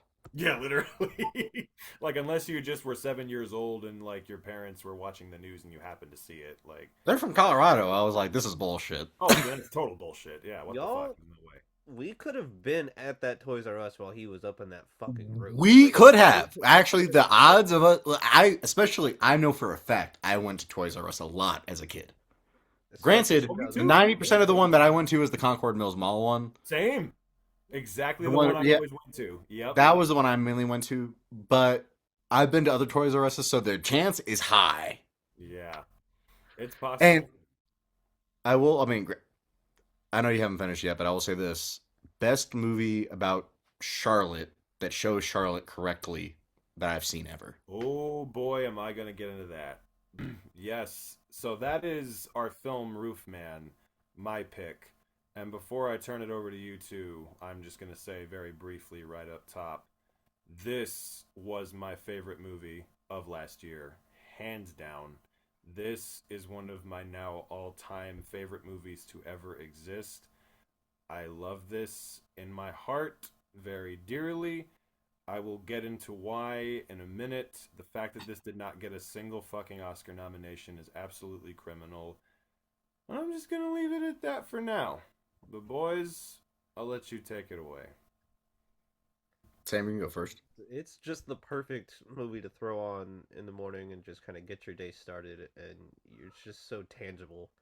And the relationship between Channing Tatum and Lakeith Stanfield, the relationship between Kirsten Dunst and her daughters, her job with fucking Peter Dinklage being a complete fucking dick, but then also finding moments of joy within him when he laughed about the dude who threw himself in front of the gun after they got held up, and just watching this man go to the lengths to make sure his daughter had a good birthday just really sets you already in the mood for all right, this is our objective, we're going to get this done. And then just to witness his failures and his realization that I think of Straight Time, oddly enough, about how he talks about how he is the problem for all these people, and the people that you surround yourself when you get out of prison are the people that matter the most into where you're going to go with the rest of your life. And he didn't have anyone to go to, and so finding this community just off the off chance of dropping off toys for kids just opened up his world, and I have never in my life seen a more accurate representation of a Charlotte woman than that fucking brunch where all those ladies are at that table. Everyone had their accent on point. Everyone On had their point. outfits. Everyone had the hair. Everyone had the Yep. skin texture. It was just Literally fucking perfect. The whole fucking movie. To Yes. a fucking T. Yes. That was the only gripe I had was they used the current Charlotte skyline. And I know for a fact that in 2004 that Duke Energy building wasn't there, Yeah. and I unfortunately recognized that pretty quick. But I was like, you know what? Other than that, I could Fuck tell the they filmed this in Charlotte. CMPD. The CMPD. The, can go the fuck fucking themselves. I was like, that's a Charlotte cop car. The moment I saw it, I was like, that's a Charlotte cop car because the Colorado is different. Our cop cars are like black and gray. I knew CMPD, white and blue, baby. Queen City, damn near the NYPD. You know, I'm sorry, Alex Garland. You thought you turned Kristen Dunst into a regular old, like, natural-looking woman. No, this is a human being that I have met in my life. I know. Everyone in this movie is a human being. Like, even Channing Tatum, for some reason, looks fucking normal. Like, he doesn't look like a movie star. Like, he looks like a human being. And then, like, Keith Stanfield, Boom. I bought weed from that motherfucker. Like, you know what I mean? There was several scenes. Well, the whole time I was, like, waiting to point out places I'd been because I was like, I know they shot this in Charlotte. So, like, there's a few times, obviously, where it's, like, the big, you know, like, the Leo Point meme. But there was one that got me. And I was like, I know I've been on that road. And then he cut to it, and it was outside the Charlotte airport where they're like side roads. And I was like, I know for a fact we have, for no reason, no good reason, driven down those roads smoking weed with Tyler. Like, you know, I knew the moment I saw the road, I was like, that looks familiar. And then they cut to the airport, like, side, like runway, and I was like, damn straight I've been down that road. Like, that got me the most. Goddamn park. I would do anything to go to Freedom Park with Kristen Dunst. Because if it was 10 years later, Matt and I would have been smoking in that park with her. With her, yeah, but in background, it's been In the me, background. Sam, Andrew, Jay and just Silent smoking. Bob in the background, but not Yep. Jay and Silent Bob. Charlotte's Jay and The Silent. fucking Carolina Place Mall. Yes. That, too many memories inside that place. That pisses me off, too, because they shot this movie about 2 months after I left North Carolina. And I know if we had been there, we probably would have figured it out. And, like, I would have drove our asses down to Charlotte just to be by the set. Let alone scream, Derek! Let me in! Bro, I will say this. This is his least polarizing movie I've ever seen. It's okay, so I haven't seen his other films. You haven't? I have not. I've not seen any of his other movies. That's I want You to, have so- to watch I Blue know. Valentine. I know. Blue Valentine and The Place Beyond the Pines. Those have been on my watch Found the list Metal? forever. Have you not seen that? He produced that, right? He didn't- wrote it. He wrote it, but he Which didn't one? direct it. Sound Sound of of Metal's amazing, yeah. I've seen that one. Yeah, no, this is his first movie in a decade. He did 3 movies, and then the third one was not very well received, and he disappeared for a decade. Then he came back, so it was interesting to see him like come back and make something so great. I do really want to see his other movies, especially after this. I'm like, goddamn. But okay, so fuck, where do I even start? This movie just absolutely goddamn fucking floored me when I watched it in the theater back in October. And it was the craziest night because I double featured it because it was like I have a bunch of movies that are out right now. I need to see 2 tonight, so I double featured this with Tron Ares of all things. I went to go see that first and was like, okay, that was fine, I guess. Now I got to go see Roofman. You're not a fan of Depeche Mode, Jackson? I am very much a fan of Depeche Mode. One could say I like them more than Mozart. Yes. Yes. I got paid to watch that movie. That's why it's like Tron Ares I do not care about because I literally was on the clock and watched that whole fucking movie. It was like, this is some ass. But I saw that. It was fine. It was whatever. Then I was like, all right, let's go see Roofman. I'm sure that'll be a good movie, because the trailers made it look like a pretty good movie or a decent movie. I wasn't expecting to, like, have my soul goddamn just absolutely crushed and just, like, to feel everything. I mean, I cannot put into words how much I love this movie. First of all, I'm just going to cut to the chase about why it's so great. First of all, You knew the guy. It is that would be interesting. It is immaculately well directed. Fuck It by Derek Sean France, I think is how you pronounce his name. fucking immaculately well directed. The writing, the screenplay, the story, the characters, the acting, just goddamn everything firing the fuck off. At its core, this is a love story. That's what it's about. It's about their relationship. And their relationship, and his relationship with both her and her kids, is the heart of the goddamn movie. The criminal stuff and him being on the run and hiding out in the Toys R Us, it's all great. But the core of the movie is the story between them. It is such a beautiful relationship that they go through. It is your whole heart is invested into it.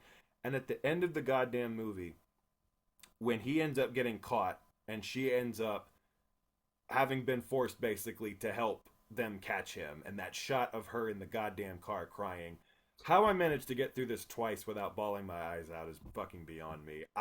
It absolutely destroyed me watching their relationship, their just beautiful relationship, it's not just with her but with the kids, just crumble to pieces. You just wanted to see them be happy together, and just him going back to jail and all that shit, just absolute. That last shot of them hugging in the jail and her crying and her fucking mascara running. I'm gonna be honest. I usually get annoyed by the update, like, text at the end of a true story. You know what I mean? Mm-hmm. This is one of the few times I was not annoyed by the update. I will tell you this. When I saw this... He insists on not escaping again. Was probably I laughed my ass off when I saw that. He's working his fucking Shawshank life, bro. Yeah. Like, he's the librarian. That's why I think it's so funny, because it's like he's a librarian just like Shawshank, and then he insists on not escaping again, even though 10 years left in his sentence. Everything before that is contrary to he insists on, But Matt, that's what I love about it. To your point, when I saw this in the theater, when the credits came up and the after credit, like the interviews and the footage and stuff of like everybody talking about him afterwards, not one single person stood up and left. Every single person stayed and watched all the way until it was done, because everyone in that goddamn theater cared about what they saw and cared about the people and wanted to know what the fuck became of them afterwards. And that to me was like just a powerful moment. I was just like, we are all fucking invested in this. You can feel it, the fact that nobody is getting up, That is one of those, like, when people say, oh, why do I have to go to a theater? That is the fucking reason why. That is fucking why. Moments like that. And so, okay, all of that is beautiful. The fucking, to me, I was so 1,000,000,000% invested in him as a character and in their love story, and Channing Tatum and Kirsten Dunst at the top of their game, career best performances. And my personal opinion, if I was picking who won Best Supporting Actress, it would be Kirsten Dunst at this year's Oscars. That's just me. I think she should have been nominated for sure. But that's just me. This is my favorite performance she's ever given. Like you said, Sam, she is a real goddamn person. That is a real... I have known women like that in my life. That is a real goddamn person. And him too. So, but... The stunt driving was crazy. Jimmy O'Wang. That whole scene. Yes, thank you, Sam. That guy was great. Like, I loved his little side character. Like, the whole... When they're testing out the car, and he just starts going crazy. Yeah, he was great. Yep. That whole, and he's like, because he also is a real person, because like when he's mad, and then he sees the cash, he lets her drive, and then he even makes a joke about it at the end where it's like, nah, bro has not forgotten that shit happened. But what I love, again, so that's the core reason why it works. Why it connected with me, and why I'm sure it connected with you guys, as you were just mentioning, as someone from the Charlotte area, technically not from Charlotte, but from, as Sam knows, where I'm from, 30 minutes outside of Charlotte, Lake Norman area, all that good stuff. This was the most, as you both said, realistic depiction of what it is like living in that area that I have ever fucking seen. Every movie that ever... there aren't many movies that are set near there, but the ones that are, like Logan Lucky and like, things like that, Logan Lucky pissed me off. Usually in movies, when all a they movie used is was set the fucking in North Carolina, they're usually depicted as kind of rednecks, kind of... Channing Tatum too, though. Logan Lucky with Channing Tatum. Yes, Channing Tatum was also in that movie. Had to throw that one out. Why does he look like a North Carolina native? but again, normally when movies are set in North Carolina, they're kind of depicted as bumpkins or rednecks, or it's not. You don't really recognize it. You know what I mean? Hillbilly But elegy. but yeah, but like here in this movie, Fuck you, I, JD Vance. I swear to you, I swear to you, in this movie, everything, every last little bit of production design, every last like interior of the buildings, every last bit of technology that they're using, every last fucking character, the way they dress, the way they talk, the way they look, everything is fucking to the detail accurate. And it is like I literally, when I was watching this movie, it was like I was being transported back to that period of time when we all grew up, and I was like, That's why it makes me sad. Is I just miss literally I miss The Shrek. they could not have gotten it more accurate. It was the it was McDonald's unbelievable. stuff too for the Yes. like 2000 like the 90s McDonald's shit was so Yes. on point. I was I like, was did they like, recreate this? Did they I've just seen it. I've pull seen it code? before. It's Yeah. crazy. No, that's I've why been I inside just a McDonald's that looks like that. Not just the jaw drop of her walking into the robbery of the Toys R Us, but like the look and feel of the Toys R Us like front where she comes in and you like just know the layout and you know the texture and it's just I've felt And this. it's amazing because I'm like, I was watching this both times, this time especially, and I was like, why the fuck did Toys R Us go out of business? Just like that panning, like that tracking shot of following Channing Tatum when he goes inside for the first time and he's going through all the aisles. I'm like, I miss Toys R Us the littest so shit as a kid. yes. Why And did it honestly, go as out an of adult, you business? can still go in there and find shit for yourself because there's stuff as a kid. I was like, what the fuck is Spawn? Now that I'm an adult, I'm like, I know what Spawn is. Dead Bro, if I was ass. an adult and I walked into Toys R Us and saw a Spawn figure, I'd be freaking the fuck out, you Dead know? ass. So, like, it's for as both. an adult, as a 28-year-old adult right now, if Toys R Us still existed, I would go to a Toys R Us and just walk through the goddamn store just to have that feeling again of what it was like when I was a kid. And when you gotta buy Yeah, shit for your, revisionist Sith you know, like figures. as an adult, you gotta buy shit for kids. Like, Right. you know, you always have that opportunity in times. That's a good place to fucking go. It's Literally. not around anymore. And so again, So I just for yes, me, bring back Toys R. We gotta we have to gotta make piss this everyone happen. off, but maybe we can unite everyone on the bring back Toys R Us train. Yes, this is the one. And maybe time in 3 months there'll be like a thing where Toys R Us comes back because of us. Please. Since we like to kill popes and shit, we like maybe to we say can bring And back drive Toys R cars Us. into love Jennifer. to We can say resurrect Toys beloved- R Us. beloved retail chains. Yes. But yes, my point being the combination of those two things, of it being on its own such a phenomenal, wonderful, tender, sad, just but Hilarious also at kind of times. sweet like movie, but also that plus it being such an accurate time capsule of not only the time that we all grew up in, but the place, the exact place, and recognizing it and having an emotional connection to it in that sense, in a way that I've never seen in a movie before. It was just, and I'm telling you, I swear to God, every character in this movie, whether it was Channing Tatum, whether it was Ben Mendelsohn, whether it was Uzo Aduba, whether it was fucking, all Emily Seeing Cohen. them together was nuts. I know, right? I was like, I never Fire have expected. casting. whether it's the Fire whether, casting. fire. but Like, I literally was like, I've never anticipated seeing them as a couple, let alone in the same fucking movie. And then when they're both and they're just killing it, and you're just like, I believe this. Ben Like, Mendelsohn I was a believe severe, everything. The first time I saw it, Ben Mendelsohn was a severe jump scare for me. I did not know he was going to be in it.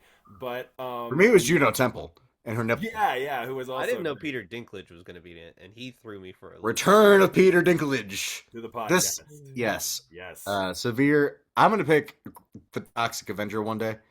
Honestly, at this point, we could probably do a Toxic Avenger episode where it's all different Toxic Avengers because yeah. if we That do the would be a remake, the journey. original, and then the cartoon. But again, all of those people, all of them, I have known people like that in real life. Every single one of them, and not even just the locations, the church that they're in, all of the buildings, everything is just like the apartment buildings that they're staying in. I swear to God, I'm like, I have been to these places, and Yes. just, like, and Kirsten Dunst specifically, I'm just like, she out of everyone, I was like, holy Christ, I have never in a movie before seen a woman from like the place where I grew up so accurately fucking portrayed. It hit. It was so specific and it was so just like I don't know, it helped me connect with it. And but again, the whole story of like him being, a good dude making bad decisions is just so interesting. The whole thing of him just being like, you love him to death, but towards the end you're like, I can't even really. You're fucking up, man. You're fucking up I mean, bad. honestly, I'm still with I him was the not whole mad way. at him I'm at with him one the whole point. way through. I'm with him the whole way through, but I'm like, man, when he like is holding up the Toys R Us at the end, I was like, why, dude? He was so nice about it, though. That's the I issue. know. Is he was like literally like Peter Dinklage got the worst of it, but he really didn't expect it because you saw him go fuck. Like he was pissed that it happened to I him. got the Hits worst him of in it the was the eyes. fucking But- security guard he knocked the fuck out. But Well, he's got to. I mean, you got to do what you got to do. All he did was knock him out. He didn't kill him. But like, and he told him not to do it. Anyways, that's where I'm like, you know what? I'm with this guy. I agree, but it's still The scene after that though, when Peter Dinklage and the dude are like on the ground together and they're talking about like, oh, you called him a bully, like, dude, Yeah. this guy was calling him a bully tied up. It's, I fucking loved that scene. So, I don't know why. I was like, this like made this movie like 10% better. Like it was already at a 90%, and then like that just made it like funny. yes. This movie has so much humor in it that is just like not the focus of the movie at all, and that's why it's so funny. Yes. Well, because it's like, I guess in a sense, all of our movies are like this, but like it feels like real. Like you're just like, I feel like every person is a real person. Nobody's fucking around. Nobody's faking it. That's one of the reasons I bring up the attention to detail, because again, it does make it feel so real and so lived in. It's not fake. It's like these people are living. We have witnessed the lives that these people are living. They're real, and it's just so cool to see just such a authentic like portrayal of these kinds of people and the lives they live. That's what you're striving for in any movie. And this did it perfectly. And I just also one of the most underrated arcs in the movie that I absolutely love, Emery Cohen's arc of having to stand up to Peter Dinklage. I absolutely loved his whole character and just him finally finding the moment to stand up to somebody when he calls him a bully and is like, you gotta call him an ambulance, you're just a bully, I'm like, fuck, like immaculate fucking writing. It's just What I love about that too is the whole time he's wearing one of those back braces. And I'm just like, I don't know why. That's just a small detail that I think makes the scene 10 times more interesting. Because like he's the only one with like something else on. That scene where Peter Dinklage is just going like, boop, boop, boop, boop, boop. Lost a lot of M&Ms. Boop. Seeing that like bleed pack explode in Peter Dinklage's face, I cackled. So I knew. See, the thing is, I saw it in the trailer a lot. All over the trailers. Yeah, it was all over the trailers. So I wasn't surprised. I was just kind of like, that's what maybe like Channing Tatum, where I was like, oh, he's even like pissed about it. He wasn't like doing that on purpose just to fuck with him. He was like, yeah, that and the scene where he finds him naked and he's like, what the fuck? Like that was all over the trailers too, so I knew that was gonna happen. But, I thought the escape of that was really smart though, where he kicked the door open to make it seem like he ran out the door and then went back to his place. But I will say, I said this in my review, Channing Tatum's ears are fucking huge. Your review absolutely goddamn floored me. It needs to be said word for word. I never realized how big Chafing Taint's ears are before Dumbo looking ass. Yeah. I was like, boy, Matt was fucked up watching this one. I actually wasn't. That was like, yes. So I wrote it out as Channing Tatum, and then I said Chafing Tate is funnier. So I just like you had just read Channing Tatum. I didn't see. Yes, it's Chafing Tate. Yep. I was like, this. I don't want him to edit a word of this review. It needs to be exactly as is. That was like I wasn't even actually that fucked up. I think I'd like smoked a little bit and drank a little bit, but I wasn't like on beer number 2 or anything. I was on like sip number 4 and hit number 4. I was on it because it literally popped up immediately when I saw his ears, and I was like, damn. Like literally, that was my thought when I saw his ears, because I was like, I was actually kind of wondering if they had like a prosthetic or something that put him out, because I was like, I don't remember his ears ever being that big. You should look at the poster for Blink Twice, also starring Naomi Aki. They're big as fuck in that poster. and in that movie. Like I said, Dumbo looking ass.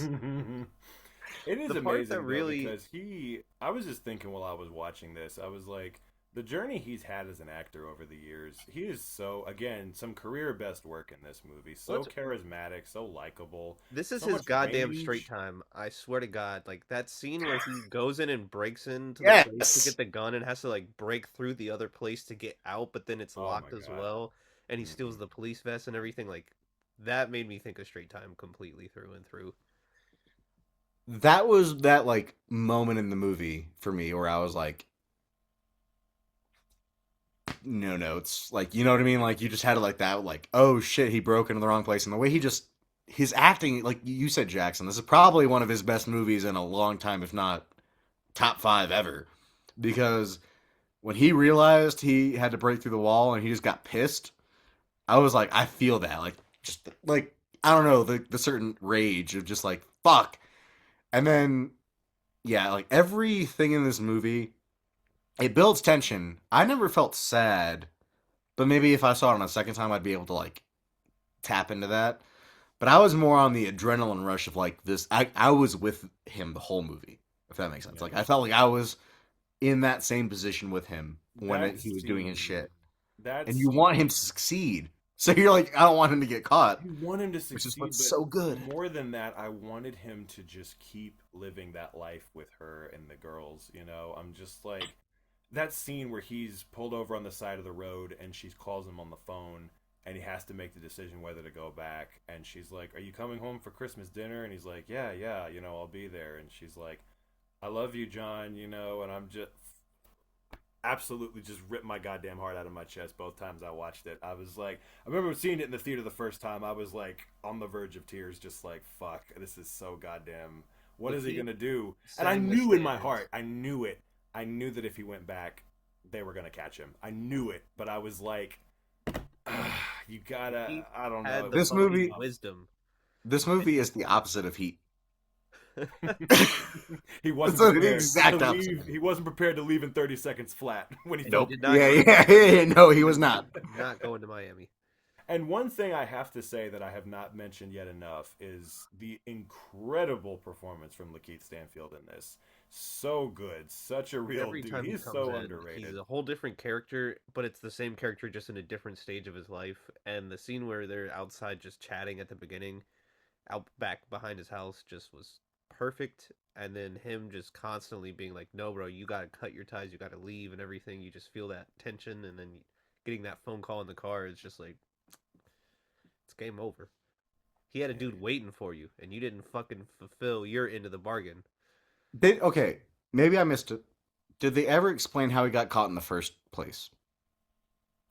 What do you From the mean? McDonald's? Yeah. Oh, no, they didn't actually. Do you think it was Lakeith Stanfield who called the police on him? No, it was because they showed Tony Revolori in court later. So I think it was because of the but- fact that Well, because you remember Well, when the Lakeith evidence. Stanfield realized it was him but didn't say it? I don't think he sold him out. No, I don't. Because I know he helped him out later, but like I kind of figured he was just like, well, fuck it, he doesn't know it was me, so. There would be no Because- reason for him to do that. I mean, other than the DNA on the jacket that he gave Tony Revolori, you know, like That's the kinda what I only was that's the thinking. only thing it was the DNA that like maybe they got from the jacket. And But, like both- that's a and- long shot for the 90s? Is it? I don't I know. mean, he I got don't know. arrested in 2004. They had DNA at that time. Yeah. That's an interesting idea. Though, 'Cause man. my thought Whenever was you that watch it was someone Lakeith look- Stanfield because they never really explained that shit. Yeah, I just feel like if that had been the case, they would have hinted at it a little bit more. There was just nothing that really. Well, they couldn't if they're reporting the facts because if like let's say the movie is based on a true story and they're not trying to imply him, but Maybe. that's my only thing was that's why they didn't bring it on further because yes he did help him out later, It's definitely. but also he charged him a lot of money. So I just want to put he fucked him already. Like, he fucked him in the end, in my opinion. I mean, Because like if he had charged him the normal amount of money, he wouldn't have had to rob the Toys R Us. Well, that's what I was thinking in this case. I was like, if Channing Tatum just hadn't gone to get the passport in the first place and had just stayed with Kirsten Dunst, none of what happens at the end would have happened. I That's was what I'm just saying. kind It's of the like, straight time. He went back to the wrong person in his yeah. life that is not going to help him succeed, and he's just another diversion to get you out of the problems that you have to face as a person who has done these things. Yeah. Yeah. I And mean, it's it's it, it's it, it it's such a presents. complicated movie because you That's can what I never love ever, about especially it. since it's a true story, you can't be like, oh, the director or writer fucked up. It's like, no, this human being fucked From up. from what I've read, and that's the whole point of the movie is it's like he's a good dude just fucking up and making bad choices, you know, and it's like and you do feel bad for him because it's like, well, both in every instance in the movie where he makes a bad choice, it's because he was backed into it in some way, shape, or form by desperate circumstances. So it's like, how much is it really? But you know, then it's like, okay, well, he could have found it. He was smart. He could have found another way to get the money. You don't You know know, what's but it's funny? like, I'm thinking of this now. This movie is probably the best middle for Sorry Baby and No Other Choice. Like I yeah, cannot think of, because it kind of comments on similar No Other Choice like very themes, true. but it's made in the way of Sorry Baby, where it's not getting in the way of itself. It's very shot like, there's no like crazy. You're not like, whoa, but like it's not bad. It's just like that's the way it's shot, and it is what it is. Like Sorry Baby is. Yeah. And again, just like you kind of said it earlier, Matt, like we all inadvertently picked movies that are just kind of like, you know, very real in a way. I know No Other Choice is a little exaggerated and heightened and stuff, but it's dealing with real themes and like, you know, again, real situations and Real relationships. yeah, I mean, Yeah. all of the relationships in all three movies feel very like, you know, just with the main character and everybody around them. Just it's what gives the movie its heart, you know, because like I said, and I swear to God, this time watching it, that fucking shot in when they're in the church of just Channing Tatum and Kirsten Dunst just staring at each other, and the And tear he's comes down his crying, yeah. face. Like it's the last time they're gonna see each other on these terms.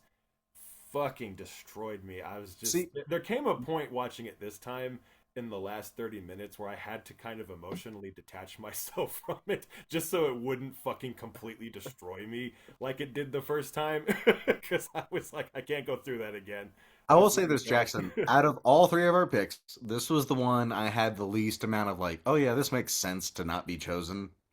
Granted, I'd seen Sorry Baby already, so I knew, but like I hadn't seen Roofman, and I was kind of like, is this really like an Oscar-nominated movie, or is this just like something Jackson really likes? And honestly, when I was watching it and that scene fucking happened, I went, nah, yes, this should have been at the Oscars. Like, I totally agreed with you. I was like, fuck, fuck them for not even thinking about this movie. Even like best actor, Channing Tatum. And Matt But or even then, Jackson, like everything was so fucking good about it, and like that was when I was like, oh, it's not just the Charlotte stuff. I was like, this movie is really fucking good. That's what I'm It saying. needs to Like be the nominated. Charlotte stuff is the icing on the cake, but the film itself and the way it's made and just the beautiful just like relationships between the characters and the way he kind of brings this fractured family together, like his relationship with the oldest daughter too is one of the hearts of the movie to me. And the test driving scene and all yeah, that shit, it's so important and just like all of it. I'm just like, that's the movie. Like Jackson, that's what's great. The other shit is just bonus, like icing on the you fucking pointed cake. out the You know? problem, Jackson, and it's that you saw this movie in October, and this is a Christmas movie, and that makes me know that the studio and the people that like released it had no faith that this movie would succeed in its intended market. And I think if it had been marketed better, more people would know about it. Every single person who I know has seen this movie has thoroughly enjoyed it, and all Same. have I've never met nothing to one talk person about. that said they didn't like the movie. I have yet Exactly. to. I remember my brother saw it like around I think right after I did, and he agreed. We both agreed it was one of our like in our top 10 of the year. Like I, you I had know, some coworkers watch that shit, and I was like, "Hey, how was it?" Like when they were leaving, and they're like, "Honestly, that was mind blowing. Like I really fucking loved it." And I Ricky was like, loves "Hell it. yeah!" My drinking buddies at Odin love it. Like, Like it's I everywhere. to, Just nobody to, got to see it in person because I don't think it was marketed in any way it, that well, we had a huge deserved. Roofman. Like, I wish I had taken it now, but we had a Roofman like standee of Damn. Channing Tatum with the thing on and the to gun, me, it's and I just was like, "Fuck." He had a Naruto t-shirt on him. Sorry, that really fucking connected. That with me. oh my So god, good. yes, dude. No, like all of it was like so like talk about doing nostalgia well. Like this did it perfectly. It What I didn't. love too is he says, "How could she ever fall in love with a guy with a Spider-Man T-shirt?" I'm like, "You're talking to Kirsten Dunst, motherfucker." Yeah, that's the yes. If anyone could. Nah, like 100% agree. This movie was like perfect. Like they got everything right. They got everything right. For me, I'm just like, to me, the fact that this did not get even one nomination is just like, F1 got like 4, but this got like nothing. I'm just like, F1 is so bland and emotionless compared to this shit. And I liked F1. I don't hate F1. I don't think it's enjoyed F1 for what it was. it's but a popcorn movie. Yes, it's a That yeah. the only thing that movie did was give us a glorious goddamn gif of Javier Bardem sped up walking while the I love fireworks that are going. fucking Like that's meme. the only Yes. positivity. Every time I see it. Hey, you know what? That's okay. It shouldn't be nominated for an Oscar. Yeah, Fuck. I saw This, that like, movie. sorry, baby, this and No Other Choice all were better choices than F1. To me, all 3 of these deserve to be nominated for Best Picture more than most of what was there this year. I think there's actually exactly 3 that these could have replaced. F1, Frankenstein, The Secret Agent. All That's gone. literally, that's what I was like. I was like, I was gonna honestly, if say they replaced F1, all 3 of those, Train would be easy. Dreams, and then I haven't seen Secret Agent. Maybe Train Dreams over Like, Frankenstein. I would take That's Frankenstein where I over would Train Dreams any day. 100% agree with I you would on also that get one, rid of yes. Train. Yeah, you know, fair. I'll replace. Let's keep Frankenstein, because, like, I fucked with Frankenstein. I enjoyed Frankenstein's it. the Like, a Best exterior, Picture like, nominee? oh, thank No. you got nominated, but They're I've the never only imagined you winning. Frankenstein that's ever got it right. They got it right. To the Like, book, completely right. And I will say that. I still stand by that. Yeah. Anybody can fuck with me. I did enjoy that movie. I'm not gonna say I didn't. I did, but I just Because people are like, oh, it's not Frankenstein. He's not dumb and fucking, bleh. It's like, No, well, 'cause I've you don't actually- fucking read, He's not dumbass. simple Because when you math. said that, Matt, I actually like kind of researched the book a little bit, and I was like, "Oh shit, he can actually speak in full sentences in the book." Like I did. Yes. No, he is articulate as fuck, dude. He's got a whole mind. That's why the young Frankenstein is a great, like, in my opinion, is one of the good ones, because it mixes both. Because at the end of the movie, the Frankenstein he becomes is literally the Frankenstein from the book with the Interesting. smart brain. You know what I mean? Yeah. That's like the end of Young Frankenstein. I'm like, yo, Mel Brooks is a genius. Well, of course. We need to do. I'm gonna pick Young Frankenstein eventually. Yes, I would love. We have to. That love movie to- is too love to good. do that. The fact that Steven or Steven Tyler from Aerosmith got Walk This Way from Young Frankenstein is nuts. I did not know that. You know the Walk This, like the Yeah. Aerosmith song? Yeah. He got it because he saw Young Frankenstein. He's like, walk this way. No, walk this way. Like, he got it literally from that. Incredible. And that's why I'm like, okay. Mel Brooks is truly an influence on many art forms. No, he So is. LSD. He is the GOAT. Mel Brooks So is didn't do a LSD. copious amount of LSD, Jackson. Mel Brooks? No, just Steven Tyler. Us. Oh, of Oh. course. Of course. Sorry, I thought you were talking about us. Dream on. Yeah. Dream on. But yeah, God. Love in an elevator, baby. Well, I'm glad. Poltergeist 3. I'm We glad. got 1 minute that- and 44 seconds left. Well, I just got to say real quick before we start a new one. I'm glad that you guys fucked with it so much because I was like, I know I got a good one this week, but there was that little bit of me that was like, what if they don't think this one is as good as the other two, like, and I'm so glad that, I'm like, I really don't think that's going to happen because I know I'm packing something this week, but You are there's that packing, fear. bro. So I'm like, oh, thank God. I was like, thank God they fuck with it as much as I did. So, but yeah, favorite movie, not just of last year, but just favorite movie that I saw last Yep. year. You know how I know it's good as my mom brought it up to me and she said, have you seen this one yet? And this was like a long time ago. And I was like, it was like right when it came on Prime. And I was like, no. She's like, it's really good. You should see it. Like, I think you'd love this movie. Like, it reminds me of some shit you'd make. And I was like, oh, well, thank you. Well, everybody, I think we have finally come to the end of the Fuck Your Consideration special. And as a wise man at the Game Awards once said, fuck the Oscars and all that good stuff. You know what I said? I said fuck Oscar Wilde. Oh, And you know what? On top of that, fuck anybody named Oscar. Ooh. You know what we're gonna do? We're creating a new enemy this episode. It's gonna be anybody named Oscar. Yeah. If your name's Oscar, fuck you. Fuck you. Fuck Oscar Isaac, you're gonna have to have a conversation with me because I'd suck your dick either way. So would I. I'm not Circumcised or not? I hope I'm not. Sorry, that made no sense. I'm hoping to not. I'm hoping to not. I don't know. It ain't a Voodoo Ranger 9.5, but it's getting me to feel like I'm drinking wine. There you go. I'm at Champagne. I'm at Prosecco, actually, not Champagne, because it's not from the region of Champagne. It's from Prosecco, baby. Okay. I actually don't know if Prosecco Matt, is. you're being triggering me. a I keep fancy telling man myself tonight I'm not with going the to drink a whole Prosecco. bottle for the season Prosecco? finale, but I'm really... You're tempting me, because the last It's two easy. finales, the first one was great. The second one, I drank a whole bottle, and I drank No, like Sam, I 9% beers on top of it. Well, Sam, I forbid you from downing an entire bottle of champagne during the season finale this time. Please. I will do my best. I will fight against that demon. Half of one, maybe, but not an entire bottle. For the I'm controlling my drinking.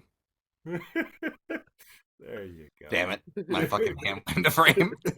I was like, can I do this without getting my... Anyway. But yes, thank you all for joining us for yet another 3 for 3. Please check these movies out. For the love of God, please. If Like ever we always say this, but yes, Jackson, fucking, yes. If fucking ever we wanted you to check 3 movies out, it is these fucking 3. And you will thank us. This is like one of those ones I'm not like worried about. Like people being like, "Wow, you wasted our time." No, you will fucking thank us. Yes, or at least be happy that you chose to listen to us. But please, for the love of God, watch them all. I said this for the St. Patrick's Day episode, and I'll say it again.